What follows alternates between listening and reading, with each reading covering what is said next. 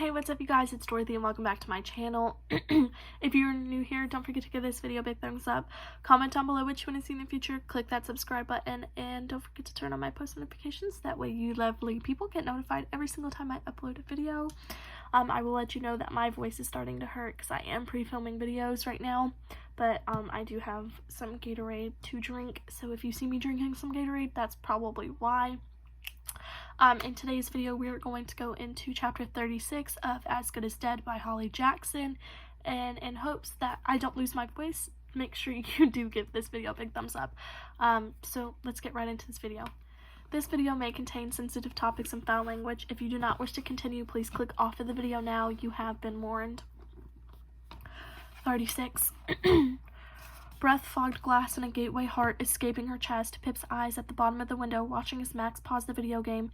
He stood up, dropped the controller on the sofa, stretched his arms over his head, and wiped his hands on his running shorts. He turned away, headed toward the hallway. Now, Pip was numb. As she was flying, feet carrying her around the back of the house, she heard the doorbell pressed twice again. A muffled shout from inside, Max's voice, "I'm coming! I'm coming!" More windows at the back. Damn, they were all closed. Pip had hoped at least one would be open. It was summer after all, but there was an unwelcome chill to the evening, and hope wasn't on her side. Pip would break a window if she had to, undo the catch, and climb through. Pray he wouldn't hear, that he wouldn't go into that room until it was too late. But a broken window didn't fit the narrative as well. How long had it been now? Had Max already opened the door, shocked to see Nat Da Silva standing in the dark outside? Stop thinking and move. Pip ran across the back of the house, keeping low. There was a patio up ahead, with a folded-up sunshade and a covered-up table. Leading out to it was a wide set of patio doors, small squares of glass in a white painted frame. There was no light leaking out of them, but as Pip approached, the moon lit her way this time, taking over from the sun, showing her a large dining room inside, and the door that must connect to the living room was closed. Yellow lines out around its border. Her breaths were adrenaline fast, and each one hurt. Pip hurried to the patio doors. Through the glass she could see the door handle inside, and a set of keys in the lock. This was it, her way in. She just had to break that one small pane of glass, and she could reach inside and unlock the door. It wasn't perfect, but it would do. Quickly, she braced one hand against the handle, readying the elbow onto the other arm, but before she could ram it forward into the glass, her other hand gave way. The handle pushed down under her weight, and then, to her shock, it opened outward as she pulled. The door was already unlocked. It shouldn't be unlocked. The plan had counted on an open window, not an open door. But maybe Max didn't fear the danger lurking outside in the night because already was the danger. Plain sight danger, not the dark of night kind. Or maybe he was just forgetful. Pip didn't pause, didn't stop to question it anymore, sliding through the gap and shut the patio door quietly behind her. She was inside. How long had that taken? She needed more time. How much longer could Nat distract him for? Pip could hear the voices now carrying through the house. She couldn't make out the words, not until she opened the dining room door and crept through into the living room. The room was open plan, leading out into the hallway. Pip glanced over, and Max was right over there, standing in front of the door, with his back to her beyond him. Pip could just make out the halo of Nat's white hair. "I don't understand why you're here," she heard Max say, his voice quieter than usual, unsure. "Just wanted to talk to you," Nat said. Pip held her breath and stepped forward, slow, silent. Her eyes shifted away from Max to his blue water bottle, waiting on the coffee table ahead. "Kind of feel like I shouldn't talk to you, not without a lawyer present," replied Max.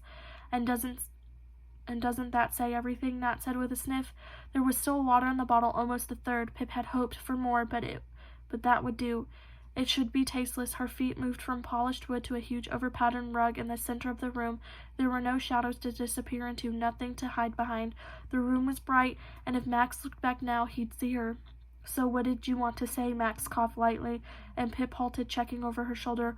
"Wanted to talk to you about this libel suit you're filing against Pip." Pip crept forward, testing out each step before she leaned into it.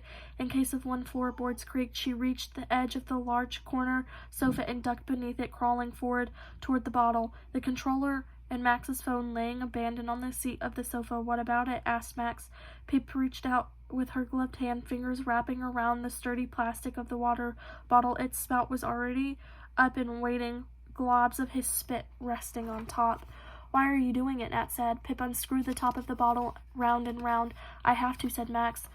She spread lies about me to a significant number of people, damaged my reputation. The top of the bottle came free, attached to a long plastic straw. Reputation? Nat laughed darkly. Pip rested the bottle on top of the table, a few drops of water falling from the straw onto the rug below. Yes, my reputation. She reached into her pocket, pulled out the sealed plastic with the green powder, holding the bottle in the crook of her elbow. Pip peeled open the baggie. Except they weren't lies, you know that.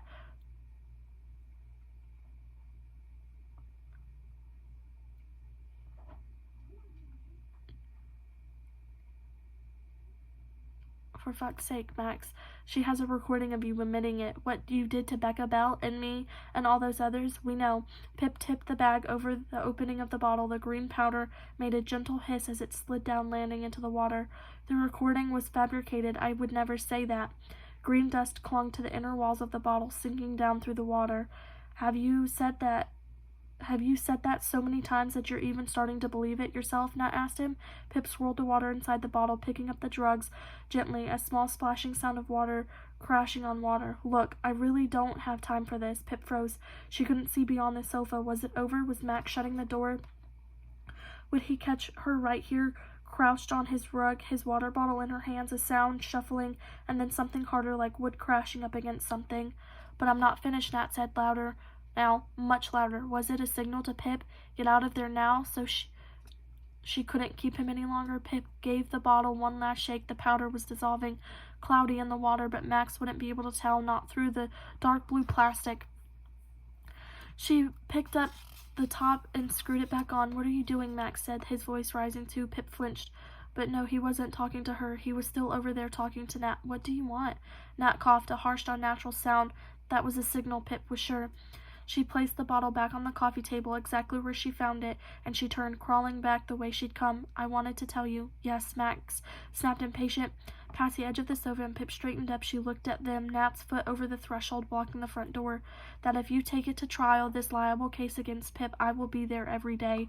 Pip crept one foot in front of the other, bag shuffling against her, shoulders too loud. She looked across, her eyes meeting Nat's over Max's shoulder. I will testify against you. So will the others, I'm sure. Pip shifted her gaze, focusing on the closed door into the dining room ahead of her. Max wouldn't go in there. She was sure she could wait him out in there or outside. You won't get away for a second time, I promise. We will get you. More scuffling, fabric on fabric, then a thump. Someone roared. Max. Pip wouldn't make it too far. She darted right instead to a slated door fitted under the grand staircase. She opened it and swung herself inside, falling back into the small space between a vacuum cleaner and a mop. She leaned up and pulled the closet door closed. It slammed loudly. No, that wasn't her door. It was the front door, the slam echoing down the polished hall. No, that wasn't an echo. Those were feet, Max's, slapping against the wooden floorboards, a person-shaped blur passing through the slats in front of her. He stopped right outside, and Pip didn't breathe. That is the end of chapter 36. I will see you guys in the next video. Bye.